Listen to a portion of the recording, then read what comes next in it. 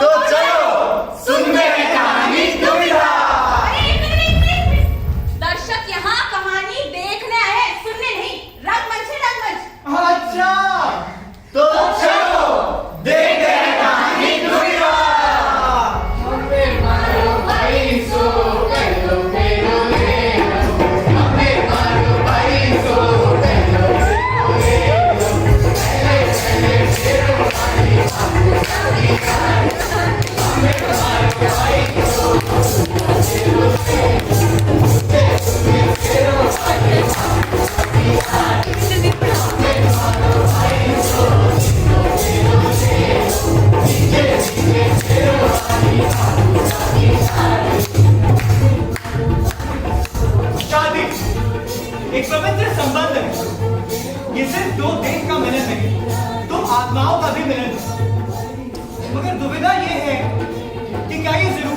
में जिस शरीर के साथ विवाह हो उसी की आत्मा के साथ मिलन हो, तो चलिए सब साथ मिलकर समझाते हैं इस दुविधा को।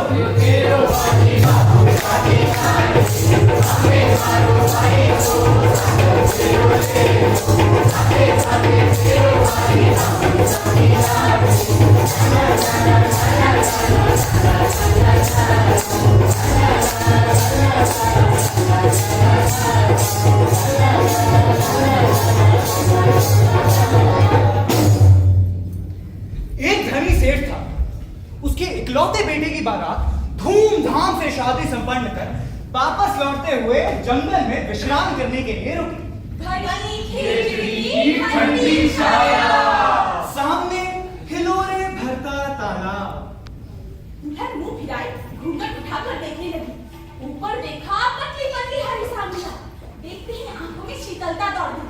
संयोग की बात है कि उसके खेत में एक भूत का निवास था।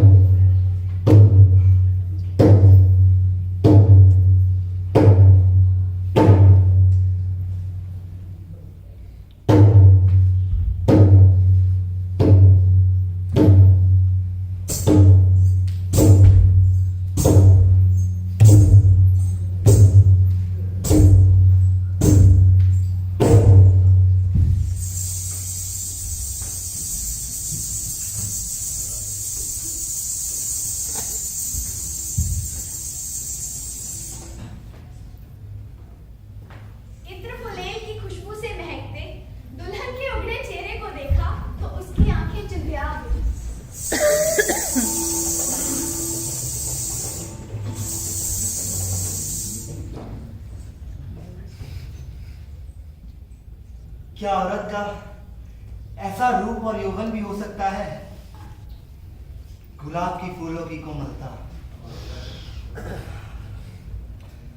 खुशबू और उनका रस मानो सांचे में ढाला।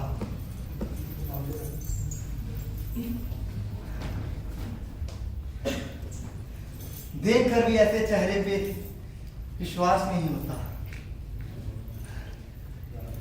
हजारों औरतों का रूप देखा, पर इस चेहरे की तो रंगत ही निराली। तो क्या दुल्हन के देह में प्रवेश कर जाऊं?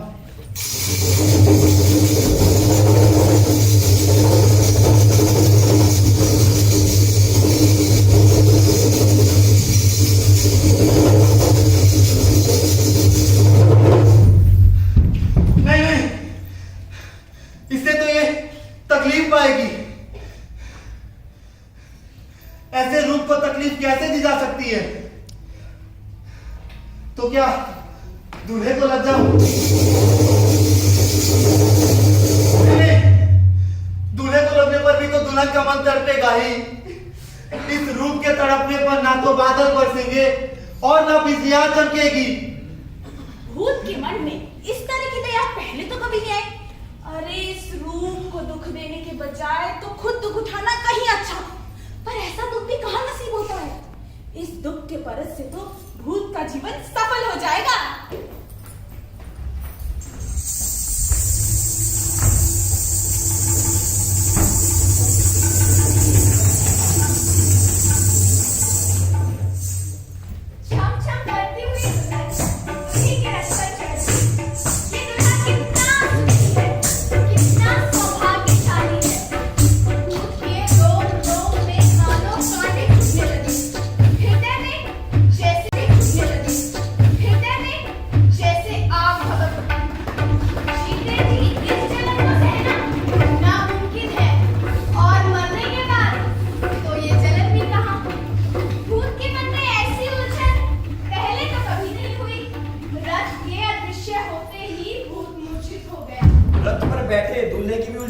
कम नहीं थी। 2 घड़ी हो गई मगजमारी करते हुए, पर विवाह की खर्च का ऐसा उत्तर नहीं मिल रहा। खर्च भी कुछ अधिक हो गया है, पर देखा जाए हिसाब और व्यापार का सुख ही सबसे बड़ा सुख है। स्वयं भगवान भी पक्का हिसाबी है, हर एक की सांस का पूरा पूरा ख्याल रखता है। जैसे कि वर्षा की बूंद बूंद, हवा की रग रग, धरती के कण कण का एकदम सही लिखा है उसके पास। जब कुदरत के हिसाब में भूल नहीं हो सकती तो बता बनिए कि भाई मैं कैसे भूल कर सकती है। रथ पर बैठे दूल्हे की भी जगह कम नहीं थी और यहाँ दुल्हन ने रथ पर से पर्दा हटाकर बाहर देखा। ये ढालू कितने सुंदर है। जरा नीचे जाकर 2-3 अंजलि ढालू ला दो ना। देखो ऐसी जलती धूप में भी ये फीके नहीं पड़े। अरे ढालू तो ढेर गवारों की पसंद है, तुम्हें की ख्वाहिश कैसे हुई? खाने तो गांठ बोल के मखाने खाओ, बताशे खाओ, चाहो तो मिश्री खाओ, पर इन ढालू की बात तो घर पे करना ही मत, लोग हंसेंगे। हंसने दो। अरे दुल्हन ये बात कहकर तुरंत रथ से कूद पड़ी। तितली की तरह खेर खेर पर उड़ते रहे। कुछ ही देर में ओढ़नी भर सुर्ख ढालू तोड़ लाए। दुल्हन ने दूल्हे को काफी नहीं हो रखी है, पर वो ढालू खाने के लिए राजी नहीं हुआ। आहा, मेरा तो मन किया कि इन ढालुओं के बदले अगर अपना 9 लखा हार भी टेर पर टांग दूं तो वो भी कम है। ऐसी बेवकूफ की बात फिर मत करना, बापू बहुत नाराज होंगे। अब मालूम हुआ उन्हीं के डर से आप हिसाब में उलझे हुए हो। विवाह के समय हिसाब में फंसना ये कहाँ का न्याय है? देखो अब विवाह होना था तो हो गया, पर हिसाब तो बाकी है। विवाह की हर सारा हिसाब संभाल कर ठीक 30 के दिन मुझे व्यापार के लिए सावर जाना है। ऐसा शुभ मुहूर्त अगले 7 बजे तक नहीं है। पर गवार दुल्हन को ये शुभ मुहूर्त की बात सुनकर रत्ती भर भी खुशी ना हुई। ढालू का तो मानो स्वाद ही बिगड़ गया। ये कैसी अनहोनी बात सुनी, एक बार भी विश्वास ना हुआ। ऐसा लगा जैसे कोई दिल को दबाकर सारा खून निचोड़ रहा हो। और पूछा, क्या कहा? अब व्यापार के खातिर दिसावर जाएंगे? सुना है आपकी हवेली में तो दौलत के भंडार भरे हैं। तो इसमें क्या शक है? तुम खुद अपनी आंखों से देख लेना। हीरे मोती को तो ढेर लगे हुए हैं, पर दौलत तो दिन दुनिया और रात चौगनी बढ़ती रहे अभी अच्छा है। अभी तो दौलत और बहुत बढ़ानी है। ऐसा शुभ मुहूर्त अगले 7 बजे तक नहीं है। इस पत्नी के लिए घर आंगन छोड़ा, माँ बाप की जुदाई सही, दुनिया की सारी दौलत के बदले भी जीता हुआ धन नहीं लौटाया जा सकता। 3 लोक के राज्य के बदले भी असली सुख कहाँ? इंसान दौलत के खातिर है या दौलत इंसान के खातिर? फकत इसी हिसाब को समझना है। दूल्हा अपने हिसाब में डूबा था, दुल्हन अपने ख्यालों में गोते लगा रहे थे। चलने वाला आखिर मंदिर पर पहुंचेगा ही। आखिर सेठ की हवेली के आगे बारात आकर रुकी। गाजे बाजे और ढोल नगाड़े के साथ दुल्हन का रनिवास में स्वागत किया गया।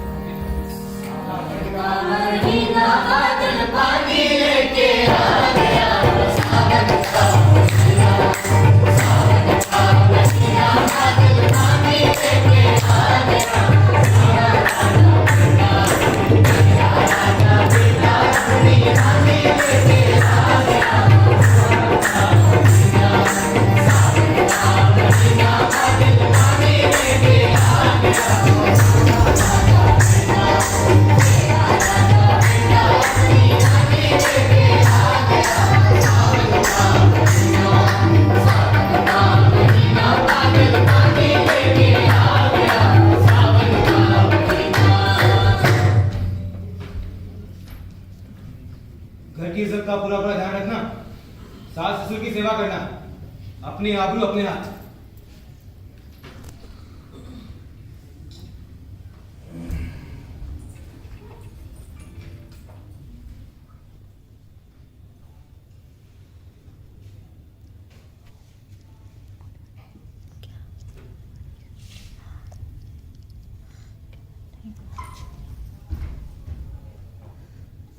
दो दिन के लिए शरीर की चाह क्यों जगाई जाए? 2 दिन का सहवास 5 साल तक तकलीफ देगा और वक्त बीतने का देर लगती है। देखते देखते 5 साल गुजर जाएंगे। नसीहत की अनमोल बातें दुल्हन चुपचाप सुनती रही। कुछ कहने सुनने और करना तो उसके वश में था नहीं। जो पति की इच्छा वो उसकी इच्छा, जो बापू की इच्छा वही बेटी की इच्छा, और जो धन की इच्छा वो बापू की इच्छा। नसीहत की इन्हीं बातों में सारी रात ढल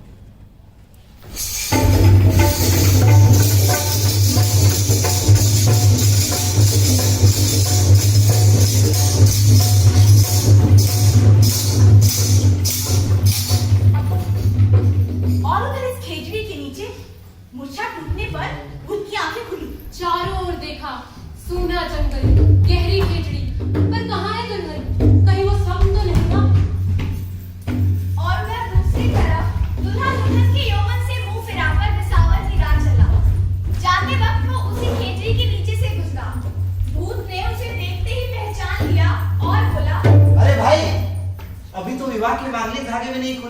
इतने जल्दी कहाँ चल दिए? उसके विवाह के मामले झांकी दिसावर नहीं पूछ सकते। भूत ने सारी बात अच्छे से जान ली कि सेठ का बेटा दिसावर में 5 सालों तक व्यापार करेगा। उसका रंग रूप चाल ढाल अच्छे से जानने के बाद भूत ने अपनी राह ली।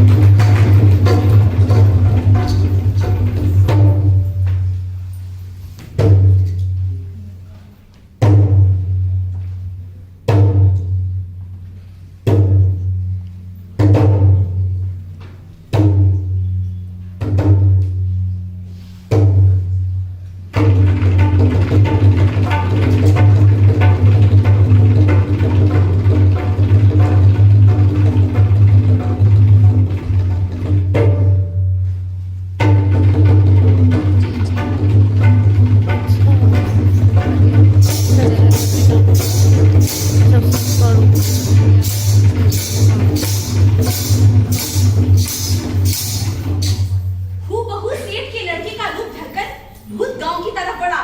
मन में ना खुशी की सीमा थी और ना आनंद की।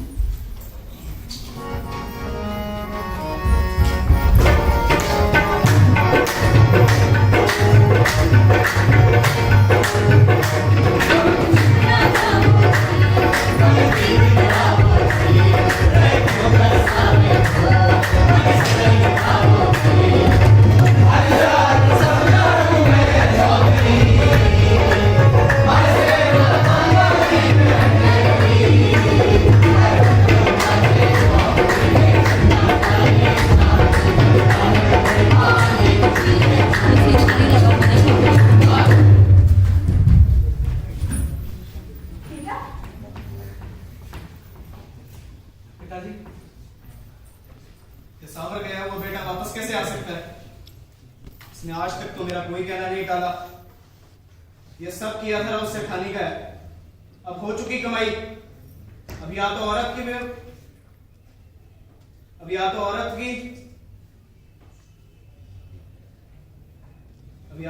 व्यापारी हाथ बचा लो या व्यापार की। बापू की होठों पे आती बातें को बेटा भी कहीं ही समझ गया। बापू से हाथ जोड़कर बोला, पहले आप मेरी बात तो सुने। व्यापार के लिए सलाह मशवरा करने के लिए मैं आपके पास आया हूँ। अगर आपकी मर्जी ना होगी तो मैं इसी समय यहाँ से चला जाऊंगा। हाँ बोलो। रास्ते में समाधि लगाए मुझे एक महात्मा के दर्शन हुए। पूरे शरीर पर दीमक की तहें जड़ी हुई। मैंने सुथराई से दीमक हटाई, नदी से पानी निकालकर उन्हें नहलाया, पानी पिलाया, खाना खिलाया और फिर खुश होकर उन्होंने मुझे एक वरदान दिया। कैसा वरदान? कि सुबह सवेरे उठते ही मेरे पलंग के नीचे से मुझे 5 सोनों की मोहरें मिलेंगी। क्या 5 सोने की मोहरें? जी, पर दिसावर की बात सोचते ही ये वरदान खत्म हो जाएगा।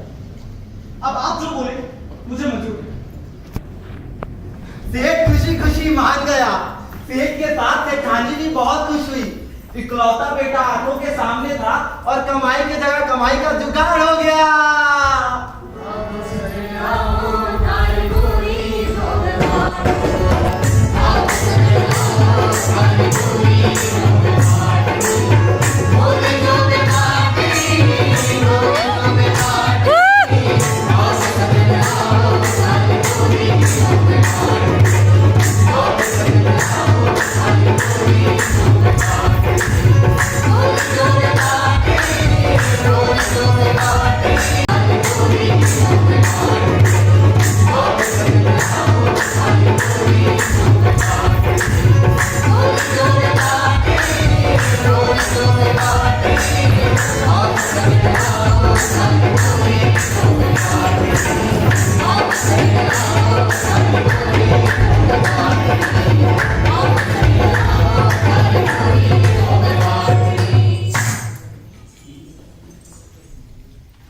मैं जानती थी कि आप बीच रात से ही लौट आओगे। ये तारों भरी रात इस अवसर पर आगे बढ़ने ही नहीं देती। मेरी मनौती सच हुई। क्या मालूम मनौती सच हुई है नहीं। पहले पूरी छानबीन तो कर लो कि मैं कोई दूसरा आदमी तो नहीं। क्या कोई माया भी तो तुम्हारे पति का रूप धरकर नहीं आ गया है? ये बात सुनकर दुल्हन तो पहले कुछ चौंकी, फिर पास खड़े व्यक्ति को अच्छी तरह देखा। हूबहू वही शक्ल, वही रंग रूप, वही चेहरा और वही बोली। दरअसल मैं हूं तो दूसरा आदमी, पर मेरी प्रीत सच्ची है। मंडप वाले पति की प्रीत झूठी थी, तभी तो वो ऐसे रूप को छोड़कर दिसावर की ओर बढ़ चला। दूसरा आदमी? मैं किसी पराये मर्द का परस्तक खुद को नहीं होने देती। अगर कोई दूसरा आदमी होता तो वो कब का मेरी शील की आग से जलकर भस्म हो चुका होता। पर दुल्हन सच झूठ की पहचान कैसे करे? ये बातें रत्ती भर भी उसके पल्ले नहीं पड़ी। स्वयं माँ बाप जिसे अपना बेटा मानते हैं, उस हूबहू शक्ल वाले आदमी को अपना पति मानने में कैसा संकोच? आखिर शक्ल और रंग रूप की तमाम रिश्तों की सबसे बड़ी पहचान। क्या अगर वो सच्चा पति होता तो क्या वो ऐसे रूप को छोड़कर दिसावर की ओर बढ़ सकता था?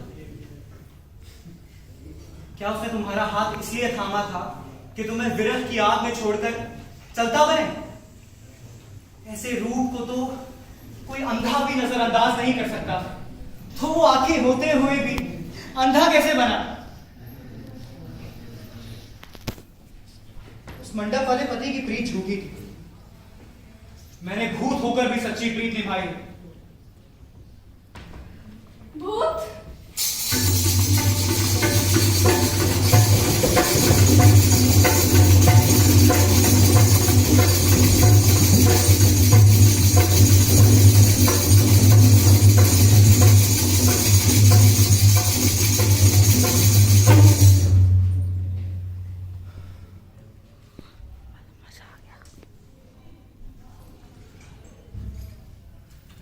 तत्पश्चात भूत ने दुल्हन को सारी बात बताई कि कैसे उस खेजड़े के मुकाम पर उसका रूप देखकर उसकी क्या दशा हुई। उसके रवाना होते ही वो कैसे मूर्छित हुआ, परदेश जाते हुए पति के साथ उसकी क्या क्या बातें हुई और फिर इस हवेली में आने का निश्चय कैसे हुआ। माँ बाप को तो रोज की कमाई और 5 मोहरों से मतलब है, वास्तविकता से उन्हें कोई लेना देना नहीं।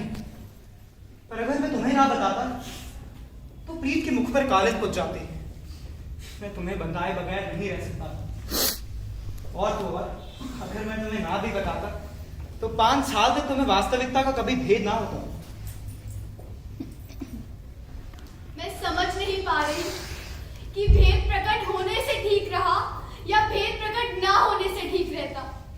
कभी लगता है कि पहली बार ठीक है तो कभी दूसरी। दुल्हन के मन में अच्छी सी एक लहर उठी। वो सोचने लगी, जन्म के वक्त भी माँ बाप को खास खुशी नहीं हुई। लड़का होता तो अधिक खुश होते। 10वां साल लगते ही पराये ठिकाने भेजने की चिंता करने लगे। 16 साल काटने मुश्किल हो गए थे। मेरी किस्मत कि इस हवेली से नारियल आया। इस हवेली की जगह कोई और ठिकाना भी होता तो जाना तो था ही। पति हिसाब किताब में उलझा रहता है। न रथ में मेरी बात समझ सका, न रनिवास में।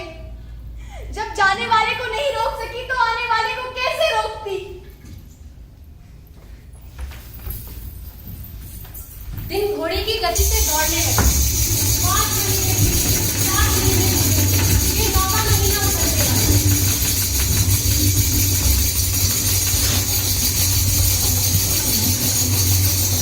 आप संभल कर, अरे संभल कर, आप बैठिए।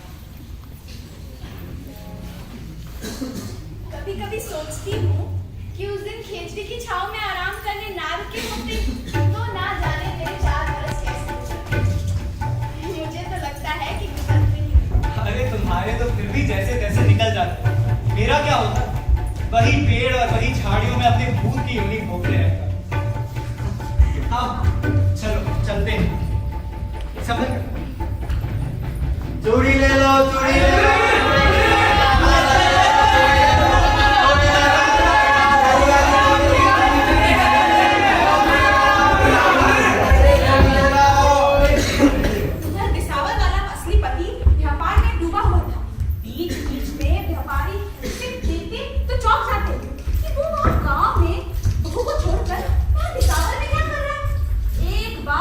व्यापारी ने अपनी ये दुविधा सुलझा ही ली।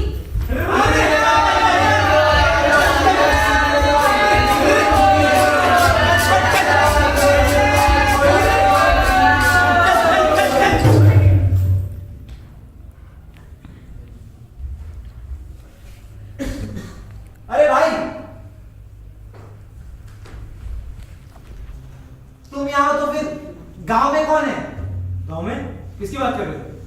मैं तो गांव के मुड़ के देखा भी नहीं। गांव में तो बहू को बच्चा होने वाला है। बच्चा? अगर ऐसी बात होती तो घर वाले मुझे खबर जरूर करते। मेरे पास तुझे भेजी थी पर एकदम जवाब नहीं आया। भले आदमी, जरा सोचो तो सही, घर वाले किसे खबर करते? आखिर क्यों खबर करते? उनका बेटा तो तीसरे ही दिन बीच राह से वापस आ गया था। अगर ऐसी बात है तो कल परसों घर जाना पड़ेगा। चोरी ले लो, चोरी ले लो।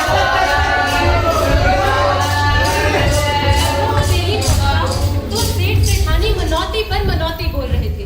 भूत वाला पति ऊपर निवास के दरवाजे पर खड़ा था, उदास उद्विग्न। बहू नीचे सवारी में कराह रही थी। बच्चा अटक गया था, दाइयां अपने हुनर आजमा रही थी। बाबू, बाबू!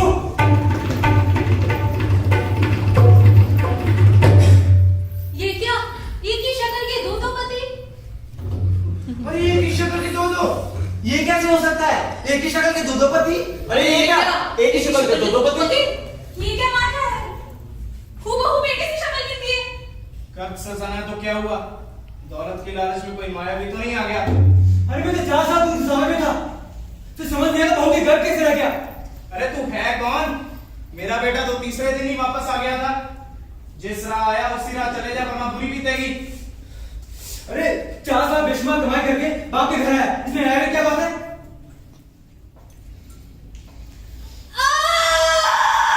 तुम्हें समझ नहीं लगी? माँ, क्या तुम्हें भी कोक के बेटे को नहीं पहचानती? माँ इस सवाल का क्या जवाब देती? वो टुकुर टुकुर अपने पति की ओर देखने लगी। माँ से कुछ जवाब नहीं आया तो बेटा भी असमंजस में पड़ गया। सहसा उसे ढालने की बात आई। बाबू, बहुत से दिन डालू की बात पूछो, वो पूरा किताब डाल देगी। अगर आप फरमाएं मैं बाहर खड़ी पूछ लूं? पागल कह के ये समय कोई डालू की बात पूछने का? बहू मौत से उतर जूझ रही है और तुझे डालू नहीं पड़ी है। भाड़ में जाए तेरे डालू। मैं तो तेरी ये बेतुक की बात सुनकर ही सारी बात समझ गया था। मेरी बहू हाथों से तोड़कर डालू खाएगी। इज्जत पैरिया तो यहाँ से दफा हो जा, वरना इतने जूते पड़ेंगे कोई गिनने वाला नहीं होगा। बाबू की जूते कोई परवाह नहीं है मुझे। तो बाबू से रथ पे ठीक मैंने यही बात कही थी। हवेली से भागी औरतों के जरिए ये बात हवा की तरह घर घर में फैल गई। अब ऐसी अनहोनी बात का स्वाद तो जुबान को बरसों से आता है। सबकी जुबान को मानो पंख लग गए। एक ही शक्ल के दो पति, एक तो 4 साल से रविवास का ऐश कर रहा है और आज एक दिसावर से लौटा है। बहू सॉरी में प्रसव पीड़ा से करा रही है। खूब तमाशा हुआ है। अब देखना है गंगा से इस मामले को कैसे निपटाते हैं। मेरे घर की बात है, हम आपस में ही निपटा लेंगे। मैं कहता हूँ बाद में आने वाला आदमी छली है। मैं अपने नौकरों से कहकर उसे धक्के देकर निकलवा दूंगा। इन दौलतमंद लोगों को नीचा दिखाने का मौका कब तक मिलता है? खरा न्याय होना चाहिए, दूध का दूध और पानी का पानी। ये दो पतियों का रिवाज चल निकला तो कैसे निभेगी? अमीरों का तो कुछ नहीं, पर गरीबों का जीना हराम हो जाएगा। पैसे का जोर कितना भी क्यों ना हो सेठ जी, कंधा देने वाला किराए पर नहीं आएगा। मेरी पगड़ी क्यों छालते हो? भाइयों की तरह साथ में रहते हैं, वक्त बेवक्त एक दूसरे के काम होते हैं। मेरे बेटे के गुण तुम लोगों से छुपे नहीं है। आखिर किसका भला नहीं हो उसके हाथों? इतनी जल्दी एहसान फरामोश ना बनो। मेरी इज्जत अब तुम्हारे हाथों में है। किसी भी तरह ये मामला निपटा दो। वो ढालू वाला आदमी जाली है, उसे धक्के देकर गांव से निकलवा दो। ये मामला निपटा दो। वो ढालू वाला आदमी जाली है, उसे धक्के देकर गांव से निकलवा दो। सेठ जी, दिखती हुई मक्खी नहीं निकली जा सकती। वक्त आने पर तो जान देने को भी तैयार है। पर आप ही बताओ, क्या पानी की गठरी बांधी जा सकती है? अरे मैं कब से कह रहा हूँ, एक बार उसे ढालू वाली बात पूछ तो लीजिए। ये आदमी जब बड़बड़ कर कह रहा है कि बहू से ढालू वाली बात पूछे, तो इसमें क्या हाथ है? मैं पूछाती हूँ। कोई आदमी ये बात पूछता तो मैं हाँ या ना में जवाब भी देती। एक औरत का दिल रखकर तुम ये बात पूछने की हिम्मत कैसे जुटा पाए? धन्य है तुम्हारा साहस। ऐसी बात तो मैं औरतें सच नहीं बोला करती। मुझे तो दाल में कुछ काली नजर आती है। आगे के साथ तुम सही समझो। ये न्याय राजा के बिना नहीं निबट सकता। अगर किसी ने भी इसमें टांग अड़ाई तो समूची बस्ती को उनके गुस्से का शिकार होना पड़ेगा। एक बार इन दोनों पतियों को राजा के हवाले कर दो, फिर राजा जाने और सेठ जाने। अरे एक बात मुझे सॉरी बता दे। हाँ बेटी, मेरे पूछ रहा हूँ नाज़ारे कैसी तबीयत होगी? पश्चात बस्ती वालों की इच्छा अनुसार ही हुआ। दोनों पतियों को रस्सियों से बांधकर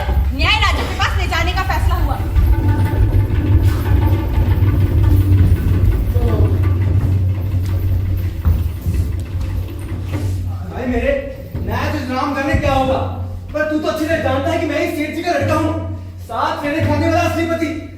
पर तू कौन है? कम से कम मुझे तो बता, तू है कौन? मैं औरतों की देख के भीतर का सुख छुजी, उनकी प्रीत का मालिक हूँ। बकवास क्यों करता है? वरना मैं तुम्हें विवाह किया था क्या? फकत विवाह से क्या होता है? विवाह की दुआई उम्र भर नहीं चलती। और वैसे भी व्यापार वस्तुओं का होता है, प्रीत का नहीं। तुम तो प्रीत का भी व्यापार करने लगे। भीड़ का गवर्नर तेजी से न्याय राजा के पास बढ़ी रहा था। प्रीत कभी रिवर चलाता एक गड़रिया बना।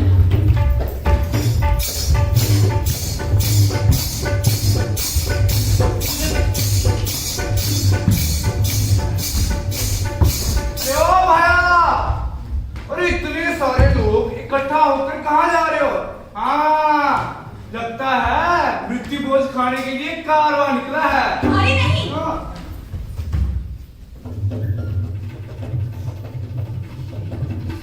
अरे था, अरे अतने से काम के लिए राजा को क्यों परेशान करते हो? ये झमेला तो मैं ही निपटा दूंगा। अरे इस मूर्ख की अकल से काम बन जाए तो बात ही क्या है ना?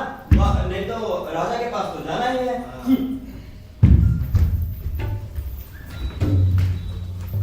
अरे बाप रे, एक जैसी शक्ल और जैसा भी फर्क नहीं। पर भाया, इन्हें बांधकर क्यों रखा है? अरे इतनी भीड़ से बचकर बेचारे कहां जा सकते हैं? अरे गूंगे बहरे हैं क्या? नहीं नहीं, ये गूंगे बहरे नहीं, ये तो बेधड़क बोलते हैं। तो इनसे वही पूछ लेते। अरे इतनी दूर आने का क्या फायदा? वैसे भी दोनों में से एक तो झूठा है ही। अरे इस मूर्ख की अकल से काम बनता तो बात ही क्या थी? अच्छा, समझ गया। बोलना तो जानते हैं, पर साथ ही साथ झूठ बोलना भी सीख गए हैं। अरे इस खेचड़ी की तमाम डालियां भी इस ताड़े के सामने टिक नहीं सकती। फिर बड़ा झूठ की औकात ही क्या है? तो बोलो, किसके मुंह में घुसेड़ निकाला? भूत ने सोचा कि अगर बात उसकी होती तो वो कोई भी जोखिम उठा लेता, लेकिन बात वहां बैठी हवेली में रानी की थी।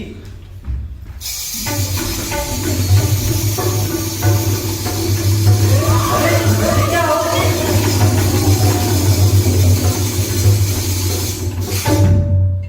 अरे वाह रे पट्टे, रे तू जैसे आदमी को तो इन मूर्ख लोगों ने बदनाम कर दिया है। पर क्या करें, मन की तसल्ली के लिए करना तो पड़ता है। अब शक की एक भी गुंजाइश नहीं होनी चाहिए।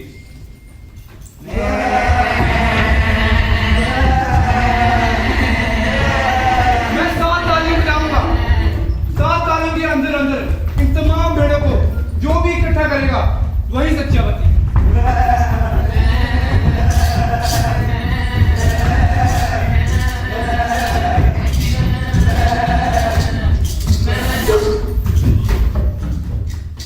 शाबाश!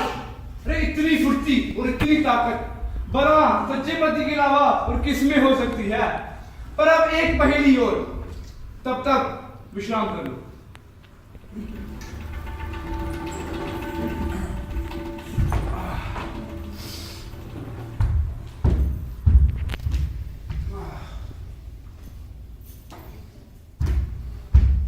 मैं 7 चुटकियां बजाऊंगा। 7 चुटकियों के अंदर जो भी इस शीशी में समाएगा वही रानीवास का असली मालिक। इस छागल के अंदर पागल हो गया? 7 चुटकियों में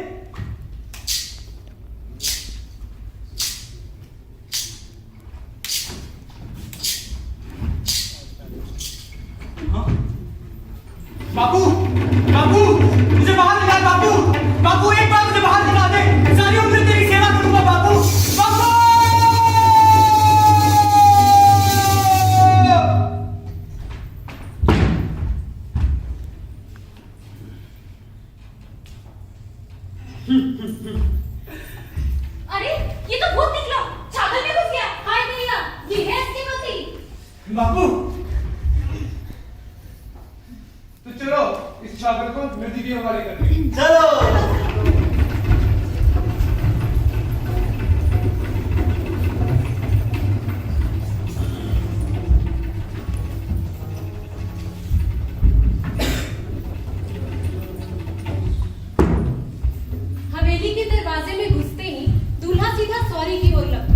गडरिये के खरे न्याय की दास्तान उसने एक ही सांस में सुना डाली। एक एक शब्द जच्चा को ऐसा लगता मानो आग में तपा लाल सुर्ख भाला उसके दिल में घोंपा जा रहा। घर वालों ने जैसा कहा चच्ची ने वैसा ही किया। कभी किसी बात पे आनाकानी नहीं की, किसी को उलटकर जवाब नहीं दिया। मेहंदी लगाए, आभूषण पहने, जैसे कहा वैसे श्रृंगार किया। आखिर ऐसी सुलक्षणी बहू तो किस्मत वालों को ही मिलती है। जब जन्म देने वाले माँ बाप भी नहीं पहचान सके तो तुम कैसे पहचानोगे? इसमें तुम्हारी कोई गलती नहीं है।